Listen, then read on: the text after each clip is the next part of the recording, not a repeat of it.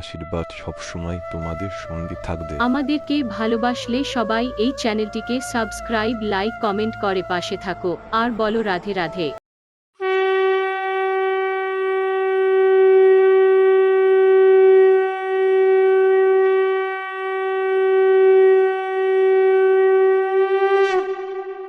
ओम श्री परमात्मने नमः। যথার্থ গীতা, শ্রীমদ্ ভগবদ গীতা, অথ চতুর্দশ অধ্যায়। পূর্বের কয়েকটি অধ্যায়ে যোগেশ্বর শ্রীকৃষ্ণ জ্ঞানের স্বরূপ স্পষ্ট করেছেন। চতুর্থ অধ্যায়ের 19 সংখ্যক শ্লোকে তিনি বলেছিলেন, যে পুরুষ নিয়ত কর্মের আচরণ আরম্ভ করেছেন এবং সেই আচরণ ক্রমশ উত্থান হতে হতে এত সূক্ষ্ম হয়ে গেছে যে কামনা ও সংকল্প সম্পূর্ণরূপে শান্ত হয়ে গেছে, সেই সময় তিনি যা জানতে চাইবেন তার প্রত্যক্ষ অনুভূতি হয়ে যাবে। সেই অনুভূতিকেই জ্ঞান বলে। ত্রয়োদশ অধ্যায়ে জ্ঞানকে পরিভাষিত করলেন। अध्यात्म ज्ञान नित्यत्वं तत्व ज्ञानार्थ दर्शनम। আত্মজ্ঞানে একরস স্থিতি এবং তত্ত্বের অর্থস্বরূপ পরমাত্মার প্রত্যক্ষ দর্শনকে জ্ঞান বলে। ক্ষেত্র ক্ষেত্রজ্ঞের বিভেদ বিদিত হবার পরেই উদয় হয় সেই জ্ঞান। জ্ঞানের তাৎপর্য শাস্ত্রার্থ নয়, সকল শাস্ত্র মুখস্থ করাই জ্ঞান নয়। অভ্যাসের সেই অবস্থাকে জ্ঞান বলে যেখানে সেই তত্ত্বকে জানা সম্ভব হয়। পরমাত্মার সাক্ষাৎকারের সঙ্গে যে অনুভূতি হয় তাকে জ্ঞান বলা হয়। এর বিপরীত সবই অজ্ঞান। এইরূপ সবকিছু বলার পরেও বর্তমান অধ্যায়ে যোগেশ্বর শ্রীকৃষ্ণ বলছেন, অর্জুন, সেই জ্ঞানের মধ্যেও যে জ্ঞান শ্রেষ্ঠ তা আমি পুনরায় তোমাকে বলবো। যোগেশ্বর তারই পুনরাবৃত্তি করবেন, কারণ শাস্ত্র সুচিন্তিত পুনি পুনি দেখিয়া, যে শাস্ত্র সম্বন্ধে উত্তম রূপে চিন্তা করা হয়েছে সেই শাস্ত্রও বারবার দেখা উচিত। শুধু তাই নয়, যেমন যেমন আপনি সাধন পথে এগিয়ে যাবেন, ইষ্টের যত কাছে যাবেন, তেমন তেমন ব্রহ্মের কাছ থেকে নতুন নতুন অনুভূতি পাবেন। এই সকল অনুভব সদ্গুরু মহাপুরুষই প্রদান করেন। সেই জন্য শ্রীকৃষ্ণ বলছেন, আমি পুনরায় বলবো। স্মৃতিপট এমন হয় যার উপর সংস্কারের অঙ্কন সর্বদা হতে থাকে। যদি পথিকের ইষ্টকে জানার জ্ঞান অস্পষ্ট রয়ে যায়, তাহলে সেই স্মৃতিপটের ওপর প্রকৃতি অঙ্কিত হতে থাকে, যা বিনাশের কারণ হয়। সেই জন্য সাধনা সম্পূর্ণ হওয়া পর্যন্ত সাধককে ইষ্ট সম্বন্ধিত জ্ঞান আবৃত্তি করা উচিত। আজ স্মৃতি স্পষ্ট হলেও যখন পরের অবস্থাগুলিতে সাধক পৌঁছবেন, তখন এই অবস্থার পরিবর্তন হবে। সেই জন্য পূজ্য মহারাজজি বলতেন, ব্রহ্মবিদ্যার চিন্তন প্রতিদিন করবে, এক মালা প্রতিদিন ঘোরাবে, সেই মালা যা চিন্তন দ্বারা ঘোরানো হয়, অন্য কোনো মালা নয়। এই নিয়ম সাধকের জন্য। কিন্তু যিনি বাস্তবিক সদ্গুরু, তিনি সতত সেই পথিকের মার্গদর্শন করেন, অন্তরে জাগ্রত হয়ে এবং বাইরে নিজের ক্রিয়াকলাপের দ্বারা তাকে প্রত্যেক অভিনব পরিস্থিতি সম্বন্ধে অবগত করিয়ে দেন। যোগেশ্বর শ্রীকৃষ্ণ মহাপুরুষ ছিলেন, অর্জুন শিষ্যের স্থানে ছিলেন। তিনি শ্রীকৃষ্ণের কাছে প্রার্থনা করেছিলেন যে, ভগবান আমাকে রক্ষা করুন। সেই জন্য যোগেশ্বর শ্রীকৃষ্ণ বললেন, সকল জ্ঞানের মধ্যে অতি উত্তম জ্ঞান আমি পুনরায় তোমাকে বলবো। শ্রী ভগবান উবাচ।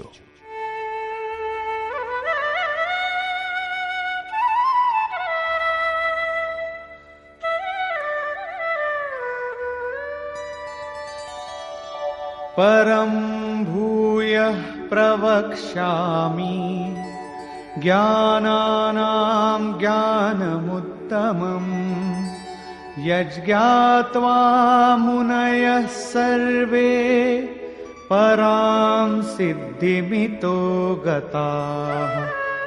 অর্জুন, সকল জ্ঞানের মধ্যে অতি উত্তম জ্ঞান, পরম জ্ঞান আমি পুনরায় তোমাকে বলবো, যা পূর্বেও বলেছেন, যার সম্বন্ধে জানার পর মুনিগণ এই সংসার থেকে মুক্ত হয়ে পরম সিদ্ধি লাভ করেন, যার পর কিছু পাওয়া বাকি থাকে না।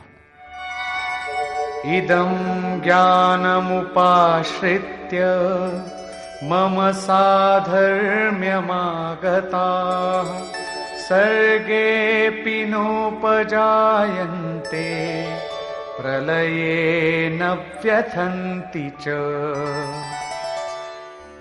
এই জ্ঞান উপাশ্রিত, এই জ্ঞান আশ্রয় করে ক্রিয়ার আচরণ করে সান্নিধ্যে এসে আমার স্বরূপ প্রাপ্ত পুরুষগণ সৃষ্টিকালে পুনরায় জন্মগ্রহণ করেন না এবং প্রলয়কালে অর্থাৎ শরীরান্তের সময় ব্যাকুল হন না, কারণ মহাপুরুষের দেহের মৃত্যু তখনই হয়ে যায় যখন তিনি স্বরূপ লাভ করেন, তারপরে তাঁর দেহ নিবাস স্থান রূপে থাকে।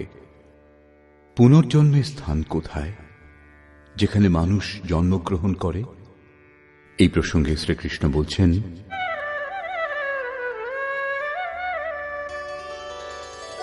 মম যোনির্মহদ্ব্রহ্ম তস্মিन् গর্ভং দধাম্যহম সম্ভবঃ সর্বভূতানাং ততো ভবতি ভারত। হে অর্জুন, আমার মহৎ ব্রহ্ম অর্থাৎ অষ্টধামূল প্রকৃতি সর্বভূতের উৎপত্তির কারণ রূপ যোনি এবং তাতে আমি চেতন রূপ বীজ স্থাপন করি। সেই জড় চেতনের সংযোগে সর্বভূতের সৃষ্টি হয়।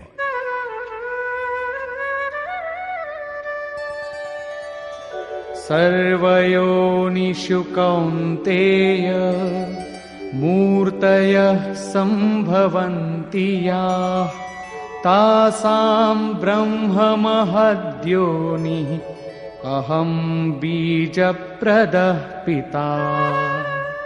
কৌন্তেয়, সমস্ত যোনিতে যে সকল দেহ উৎপন্ন তাদের সকলের যোনি গর্ভধারিণী মাতা, অষ্টধামূল প্রকৃতি এবং আমি বীজ স্থাপন কর্তা পিতা।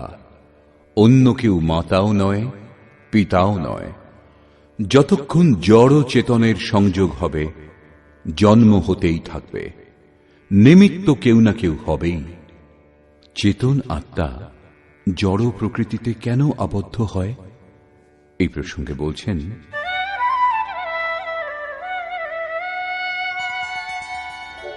সত্ত্বং রজস্তম ইতি গুণাঃ প্রকৃতি সম্ভবাঃ নিবধ্নন্তি মহাবাহো দেহে দেহিনমব্যয়ম। মহাবাহু অর্জুন, প্রকৃতিজাত সত্ত্ব, রজ ও তম এই গুণত্রয় অবিনাশী জীবাত্মাকে শরীরে আবদ্ধ করে। কি রূপে? তত্র সত্ত্বং নির্মলত্বাৎ প্রকাশকমনাময়ম সুখসঙ্গেন বধ্নাতি জ্ঞানসঙ্গেন চানঘ। নিষ্পাপ অর্জুন, এই গুণত্রয়ের মধ্যে সত্ত্বগুণ নির্বিকার, নির্মলত্বাৎ নির্মল, সেই জন্য সুখ এবং জ্ঞানের আসক্তি দ্বারা আত্মাকে শরীরে আবদ্ধ করে। সত্ত্বগুণ ও বন্ধনী, পার্থক্য এতটাই, সুখ কেবল পরমাত্মার মধ্যেই পাওয়া যায় এবং জ্ঞান সাক্ষাৎকারকে বলে। সত্ত্বগুণী ততক্ষণ আবদ্ধ যতক্ষণ পরমাত্মার সাক্ষাৎকার না হয়।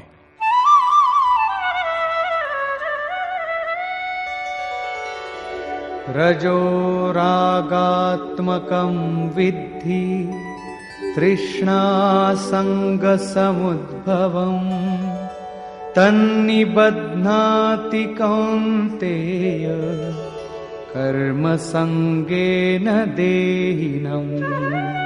হে অর্জুন, রজোগুণ রাগাত্মক, একে তুমি কর্মসঙ্গেন, কামনা ও আসক্তি থেকে উৎপন্ন জানবে। রজোগুণ জীবাত্মাকে কর্ম ও তার ফলের আসক্তি দ্বারা আবদ্ধ করে। এই গুণ কর্মে প্রবৃত্তি প্রদান করে। तमस्त्वं ज्ञानजं विद्धि मोहनं सर्वदेहिनां प्रमादालस्य निद्राभिः तन्निबध्नाति भारत। অর্জুন, তমগুণ সকল দেহধারীগণকে মোহমুগ্ধ করে। একে তুমি অজ্ঞান থেকে উৎপন্ন জানবে। এই গুণ আত্মাকে প্রমাদ অর্থাৎ ব্যর্থ চেষ্টা, আলস্য যে কালকে করা হবে এবং নিদ্রা দ্বারা বদ্ধ করে। নিদ্রার অর্থ এই নয় যে তমগুণী বেশি ঘুমোয়, দেহ শয়ন করে, এইরূপ নয়। ইয়া নিশা সর্বভূতানাম তস্যাম জাগর্তি সংযমী। এই জগৎ রাত্রিরূপ। তমগুণী ব্যক্তি এই জগৎরূপ রাত্রিতে দিবারাত্রি ব্যস্ত থাকে, প্রকাশ স্বরূপের দিক থেকে অচেতন থাকে। তমগুণী নিদ্রা একেই বলে। যিনি এর মধ্যে আবদ্ধ তিনিই নিদ্রিত। এখন গুণত্রয়ের বন্ধনের সামূহিক স্বরূপ বলছেন। सत्वं सुखे संजयति रजः कर्मणि भारत ज्ञानमावृत्य तु तमः प्रमादे संजयत्युत। অর্জুন, সত্যগুণ সুখে, শাশ্বত পরম সুখের ধারাতে প্রবৃত্ত করে।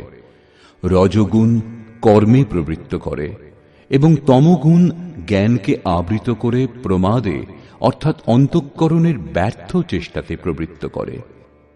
গুণ যখন এক স্থানে একটা হৃদয়েই থাকে তখন কিরূপে পৃথক পৃথক বিভক্ত হয়? এই প্রসঙ্গে যোগেশ্বর শ্রীকৃষ্ণ বলছেন,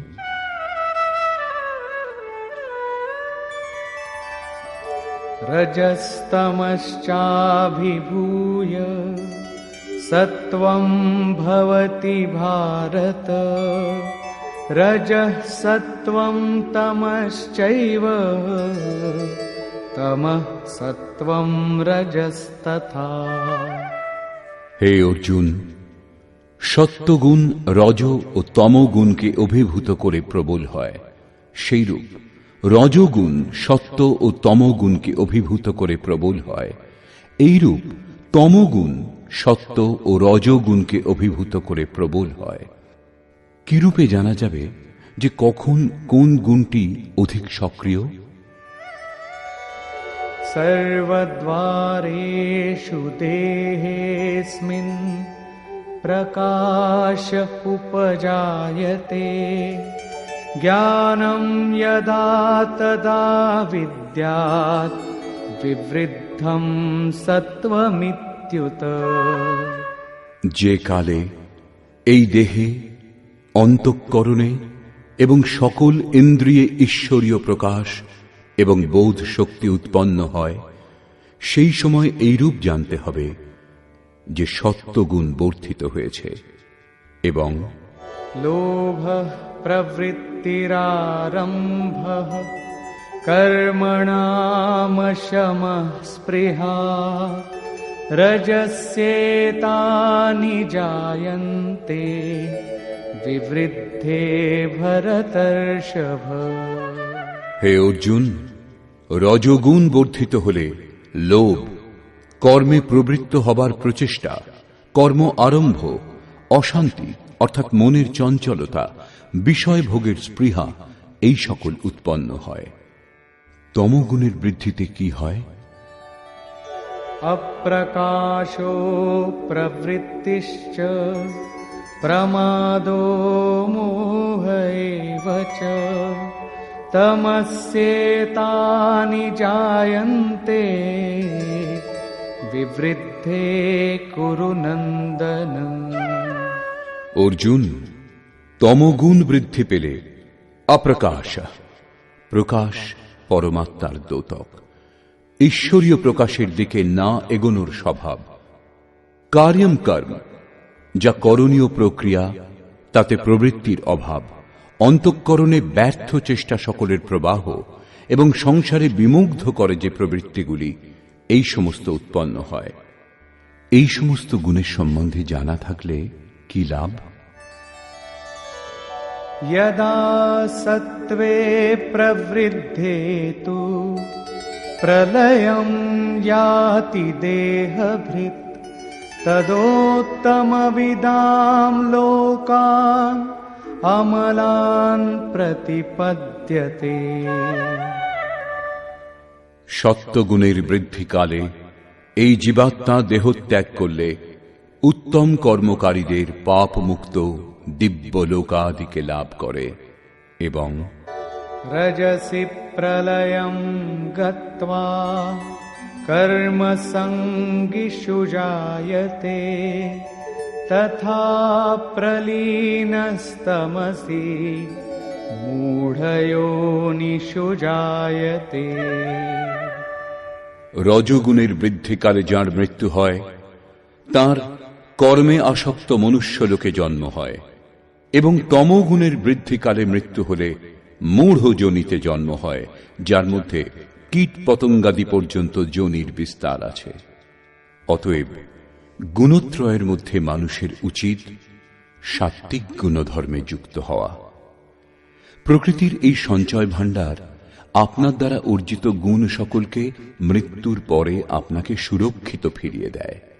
এর পরিণাম कर्मणः सुकृतस्याहुः सात्विकं निर्मलं फलम् रजसस्तु फलं दुःखम् अज्ञानं तमसः फलम्।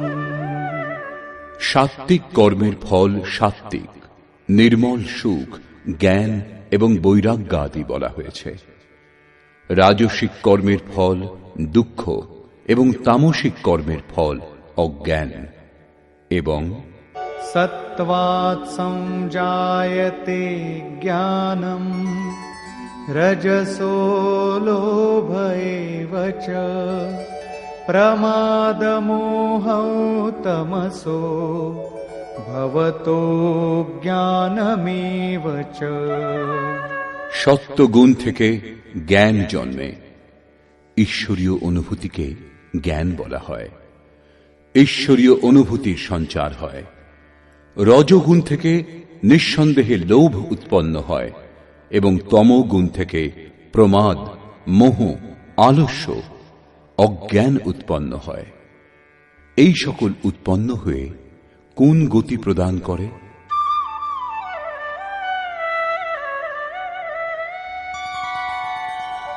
ऊर्ध्वं गच्छन्ति सत्त्वस्था मध्ये तिष्ठन्ति राजसाः जघन्यगुणवृत्तिस्था अधो गच्छन्ति तामसाः। সত্যগুণে স্থিত পুরুষগণ ঊর্ধ্বা মূলম, সেই মূল পরমাত্মার দিকে এগিয়ে যান, নির্মল লোকাতীতে গমন করেন। রজগুণে স্থিত রাজসিক ব্যক্তিগণ মধ্যম শ্রেণীর মানুষ হয়, যাদের সাত্ত্বিকম বিবেক বৈরাগ্য থাকে না এবং অধম কীটপতঙ্গ যোনিগুলিতেও জন্ম হয় না, পরন্তু পুনর্জন্ম প্রাপ্ত হয়। এবং নিন্দিত তমগুণে প্রবৃত্ত তামসিক ব্যক্তিগণ অধোগতি অর্থাৎ পশু পক্ষী কীট পতঙ্গাদি অধম যোনিতে জন্মগ্রহণ করে। এইরূপে ত্রিগুণই কোনো না কোনো রূপ যোনির কারণ। যারা এই গুণত্রয় অতিক্রম করেন তারা জন্মবন্ধন থেকে মুক্ত হন এবং আমার স্বরূপ লাভ করেন।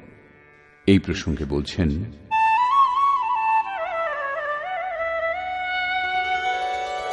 नान्यं गुणेभ्यः कर्तारम् यदा द्रष्टानुपश्यति गुणेभ्यश्च परं वेत्ति मद्भावं सोऽधिगच्छति। যে কালে দ্রষ্টা আত্মা ত্রিগুণ ব্যতীত অন্য কাউকে কর্তা বলে দেখেন না এবং ত্রিগুণের অতীত পরম তত্ত্ব ব্যক্তি বিদিত হন, সেই সময় সেই পুরুষ আমার স্বরূপ লাভ করেন। এটা বৌদ্ধিক মান্যতা নয় যে গুণ গুণেতেই আবর্তিত হয়।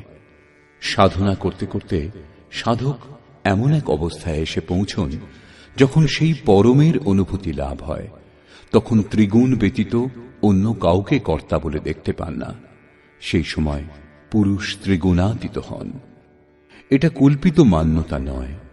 এবং এই প্রসঙ্গেই আরো বলছেন, গুণানেতানতীত্যত্রীন দেহি দেহ সমুদ্ভবান জন্ম মৃত্যু জরা দুঃখৈর বিমুক্তো মৃতমশ্নুতে।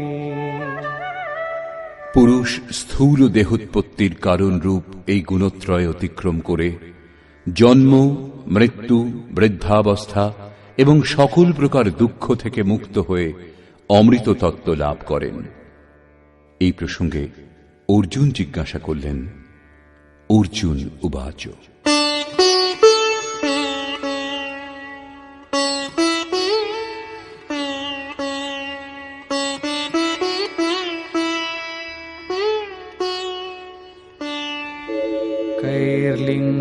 कैर्लिङ्गैस्त्रीन् गुणानेता अतीतो भवति प्रभो किमाचारः कथं चैतान् स्त्रीन् गुणानतिवर्तते। প্রভু, এই ত্রিগুণকে যিনি অতিক্রম করেন তার লক্ষণ কি, তার আচরণ কিরূপ এবং কি উপায়ে পুরুষ গুণাতীত হন? শ্রী ভগবান উবাচ,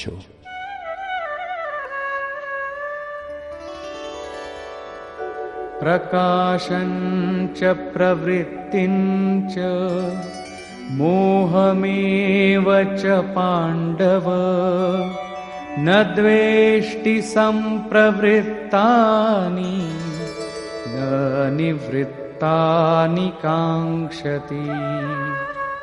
অর্জুনের এই তিনটি প্রশ্নের উত্তর দিয়ে যোগেশ্বর শ্রীকৃষ্ণ বললেন, অর্জুন, যিনি সত্যগুণের কার্য ঈশ্বরীয় প্রকাশ, রজগুণের কার্য প্রবৃত্তি এবং তমগুণের কার্য মোহে প্রবৃত্তি হলে দেশ করেন না এবং নিবৃত্ত হলে সেই সকলের আকাঙ্ক্ষাও করেন না, এবং উদাসীনবদাসীনো গুণৈর্यो ন বিচাল্যতে গুণাবর্তন্ত ইত্যেব যোবতিষ্ঠতি নেঙ্গতে। এইরূপ উদাসীনের সদৃশ স্থিত যিনি, তিনি গুণ সমূহ দ্বারা বিচলিত হন না। গুণ সকল গুণে প্রবৃত্ত এইরূপ জেনে সেই অবস্থা থেকে সরে যান না, তখন তিনি গুণাতীত।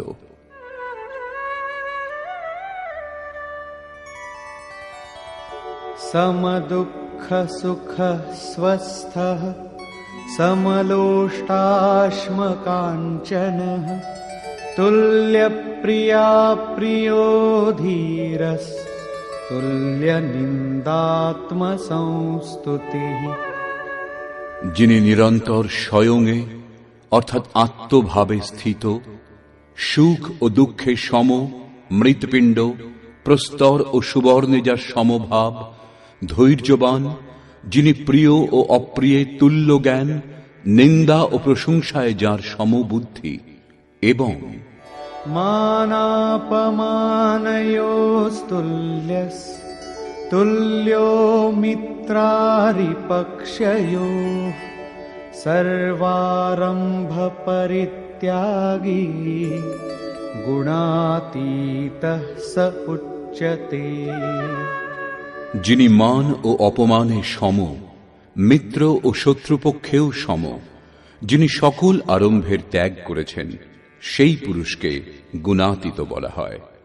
শ্লোক সংখ্যা 22 থেকে 25 পর্যন্ত গুণাতীত পুরুষের লক্ষণ ও আচরণ সম্বন্ধে বলা হয়েছে যে তিনি বিচলিত হন না, গুণসমূহ বিচলিত করতে পারে না, স্থিরভাবে অবস্থান করেন। এখন প্রস্তুত গুণাতীত হবার বিধি।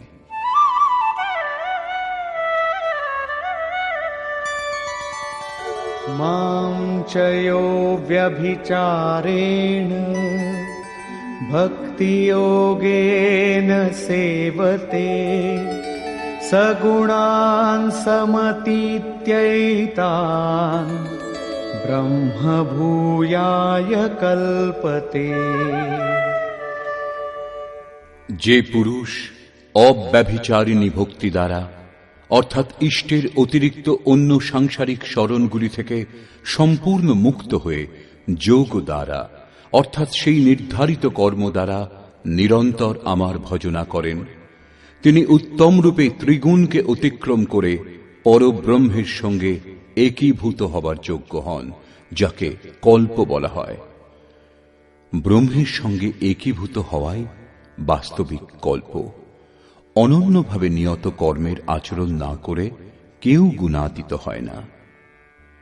অবশেষে যোগেশ্বর নির্ণয় করলেন,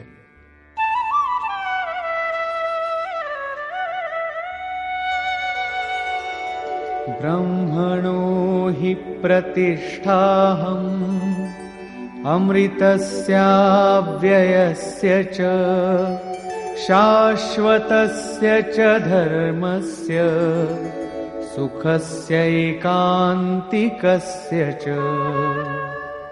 হে অর্জুন, সেই অবিনাশী ব্রহ্মের যার সঙ্গে তিনি কল্প করেন, যার মধ্যে তিনি গুণাতীত একইভাবে স্থিত হন, অমৃতের, শাশ্বত ধর্মের এবং সেই অখণ্ড এক রস আনন্দের আমি আশ্রয়, অর্থাৎ পরমাত্মস্থিত সদ্গুরুই এদের সকলের আশ্রয়।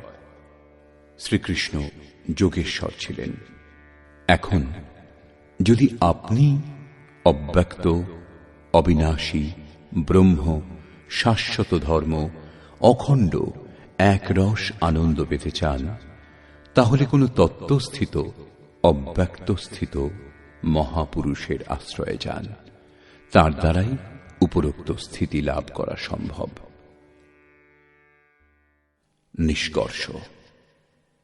বর্তমান অধ্যায়ের আরম্ভে যোগেশ্বর শ্রীকৃষ্ণ বলেছিলেন, অর্জুন, জ্ঞানসমূহের মধ্যে অতি উত্তম পরম জ্ঞান সম্বন্ধে আমি পুনরায় তোমাকে বলবো, যা জেনে মুনিগণ উপাসনার দ্বারা আমার স্বরূপ লাভ করেন। তারপর সৃষ্টির আদিতে তারা পুনরায় জন্মগ্রহণ করেন না, কিন্তু দেহত্যাগ নিশ্চয়ই হয়। কিন্তু সেই সময় তারা ব্যথিত হন না।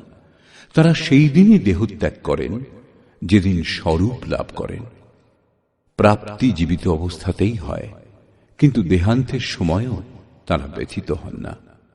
প্রকৃতিজাত সত্য, রজ ও তম, এই তিনটি গুণই জীবাত্মাকে দেহে আবদ্ধ করে। দুটি গুণকে অভিভূত করে তৃতীয় গুণের বৃদ্ধি সম্ভব। গুণ পরিবর্তনশীল। প্রকৃতি অনাদি, এর বিনাশ হয় না, পরন্তু ত্রিগুণের প্রভাব এড়ানো যেতে পারে। গুণ মনের ওপর প্রভাব বিস্তার করে। সত্যগুণের বৃদ্ধিকালে ঈশ্বরীয় প্রকাশ ও বোধ শক্তি জাগে। রজগুণ রাগাত্মক, সেই সময় কর্মের প্রতি লোভ, আসক্তি এই সমস্ত উৎপন্ন হয়। এবং অন্তঃকরণে তমগুণ কার্যরূপ নিলে আলস্য, প্রমাদ ঘিরে ফেলে। সত্যগুণের বৃদ্ধিকালে মৃত্যু হলে পুরুষ শ্রেষ্ঠ নির্মল লোকাদিতে জন্মগ্রহণ করে। রজগুণের বৃদ্ধিকালে মৃত্যু হলে মানুষ মানব যোনিতে উৎপন্ন হয়, এবং তমগুণের বৃদ্ধিকালে মানুষ দেহত্যাগ করলে পশু, কীট, পতঙ্গ ইত্যাদি অধম যোনিতে উৎপন্ন হয়।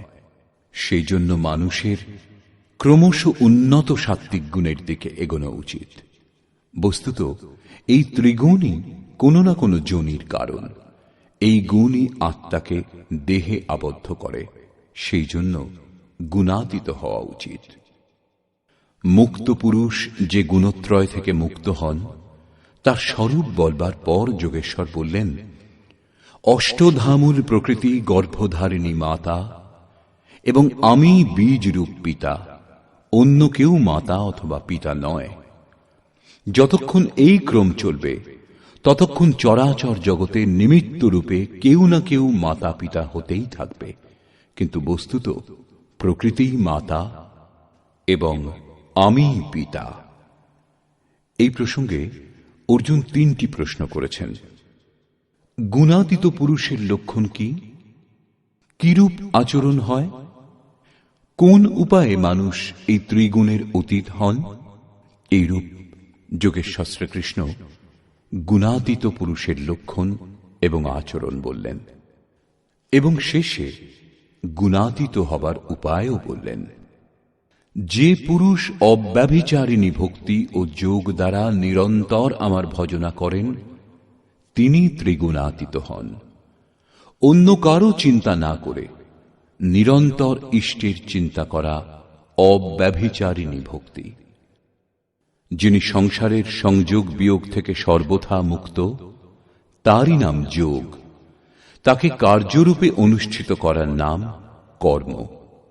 যজ্ঞ যার দ্বারা সম্পন্ন হয় সেই ক্রিয়াকর্ম। অব্যভিচারিণী ভক্তি দ্বারা সেই নিয়ত কর্মের আচরণ দ্বারাই পুরুষ ত্রিগুণাতীত হন এবং অতীত হয়ে পুরুষ ব্রহ্মে একীভূত এবং পূর্ণ কল্প প্রাপ্ত করার যোগ্য হন। গুণ যে মনের ওপর প্রভাব বিস্তার করে, তা বিলয় হবার সঙ্গে সঙ্গেই ব্রহ্মে একীভূত হওয়া সম্ভব। একেই বাস্তবিক কল্প বলে। অতএব ভজন না করে কেউ গুণাতীত হতে পারেন না। অবশেষে যোগেশ্বর নির্ণয় করলেন যে সেই গুণাতীত পুরুষ যে ব্রহ্মের সঙ্গে একইভাবে স্থিত হন, সেই ব্রহ্মের অমৃত তত্ত্বের, শাশ্বত ধর্মের এবং অখণ্ড এক রস আনন্দের আমি আশ্রয়, অর্থাৎ প্রধান কর্তা। এখন শ্রীকৃষ্ণ বর্তমানে নেই। এখন সেই আশ্রয় চলে গেছে। বড় সংশয়ের বিষয়, সেই আশ্রয় এখন কোথায় পাওয়া যাবে? কিন্তু না, শ্রীকৃষ্ণ নিজের পরিচয় দিয়েছেন। তিনি যোগী ছিলেন, স্বরূপস্থ মহাপুরুষ ছিলেন। শিষ্যস্তেহম সাধি মাম ত্বাম প্রপন্নম। অর্জুন বলেছিলেন, আমি আপনার শিষ্য, আপনার শরণাগত, আমাকে রক্ষা করুন। শ্রীকৃষ্ণ কয়েকবারই নিজের পরিচয় দিয়েছেন, স্থিতপ্রজ্ঞ মহাপুরুষের লক্ষণ বলেছেন এবং তাদের সঙ্গে নিজের তুলনা করেছেন। অতএব স্পষ্ট হল, শ্রীকৃষ্ণ মহাত্মা, যোগী ছিলেন। এখন আপনি যদি অখণ্ড একরস আনন্দ, শাশ্বত ধর্ম অথবা অমৃত তত্ত্ব লাভের ইচ্ছুক, তাহলে এই সকল প্রাপ্তির স্রোত একমাত্র সদ্গুরু। কেবল শাস্ত্র অধ্যয়ন দ্বারা এ সকল লাভ করা অসম্ভব। যখন সেই মহাপুরুষ আত্মা থেকে অভিন্ন হয়ে রথী হয়ে যান, তখন ধীরে ধীরে অনুরাগীকে সঞ্চালিত করতে করতে তার স্বরূপ পর্যন্ত, যাতে তিনি স্বয়ং প্রতিষ্ঠিত, পৌঁছিয়ে দেন। মহাপুরুষই একমাত্র মাধ্যম। এইরূপ যোগেশ্বর শ্রীকৃষ্ণ নিজেকে সকলের আশ্রয় বলে এই 14 অধ্যায় সমাপ্ত করলেন, যাতে গুণসমূহের বর্ণনা বিস্তারপূর্বক করা হয়েছে। অতএব